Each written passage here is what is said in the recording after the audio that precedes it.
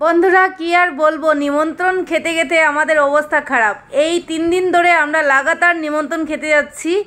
আজ যাচ্ছি টুইন্স বেবির বার্থডেতে। আমার বড়ের বন্ধুর ছেলে, ওর 2টো সন্তান হয়েছে, তাই ওদের বার্থডে সেলিব্রেশন আজকে হচ্ছে, তাও ঘরের মধ্যে। তাই আমরা এখন রেডি হচ্ছি, আর গিফটও আমাদের রেডি হয়ে গেছে। দেখো তোমাদের দাদা প্যাকিং করলো, আর এদিকে আমার ছেলের কাণ্ড দেখো, ও রেডি হয়ে খেলতে বসে গেল। আমি বলছি চলো চলো লেট হচ্ছে, কিন্তু না, ও সেই ড্রয়িং করতে বসে গেছে।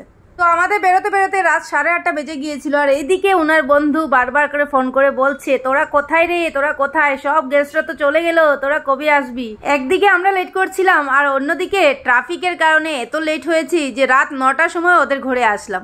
আমার ছেলে তো ভীষণ এক্সাইটেড টুইন্স বেবিকে দেখার জন্য, টুইন্স বেবিকে গিফট দেওয়ার জন্য ও ভীষণ এক্সাইটেড। তো এই যে ইনি হলেন টুইন্স বেবির মধ্যে একটা বেবি। উনি গিফট পাওয়ার সাথে সাথে গিফটটা কি আছে সেটা খোলার জন্য একদম এক্সাইটেড। তো আরেকজন বেবিকে দেখাচ্ছি, ওই যে উনি গিফট নিয়ে বসে আছেন।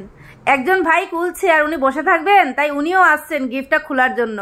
দুজনই ভারী কিউট, তোমরা দেখতে পাচ্ছ, সেম টু সেম চেহারা। আমি নিজেই ধরতে পারি না যে ওর কোনটা নাম। ওদের এবার 3 বছরের জন্মদিন হলো, আর ফার্স্ট ইয়ারে অনেক বড়সড় করে পার্টি হয়েছিল, আমরা গিয়েছিলাম, তোমরা হয়তো দেখতে পেয়েছো, আমি ফটো আপলোড করেছিলাম, ওদেরই বার্থডেতে গিয়েছিলাম।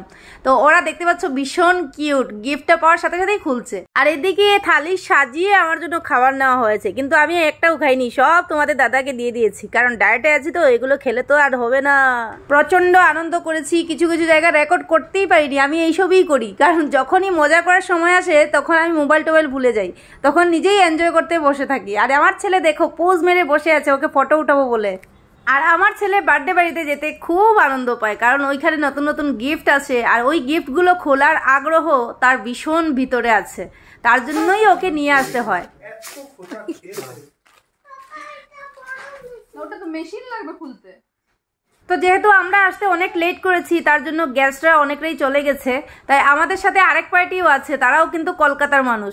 তো সবাইকে এবার খাবার দেওয়ার জন্য দেওয়া হচ্ছে। দেখতে পাচ্ছ এখানে বাসন্তী পোলাও আর চিকেন বানিয়েছে, সঙ্গে ছোলার ডাল বানিয়েছে, আর মালাই চিংড়ি বানিয়েছে। মানে এতগুলো খাবার দেখে কন্ট্রোল করতে পারছিলাম না, তাও আমার ডায়েটে আছি দেখেও ওরা দিচ্ছে বারবার করে, না একদিনের জন্য কিছু হবে না।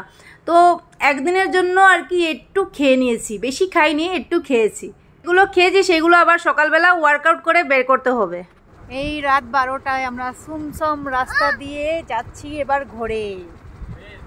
সারাটা দিন ঘোরাঘুরি করে বার্থডে অ্যাটেন্ড করে রাত 12টা বাজতেছে, আর আমরা এখন যাচ্ছি। চারিদিকে অন্ধকার, আর এই অন্ধকারের রাস্তা দিকেই আমরা যাচ্ছি।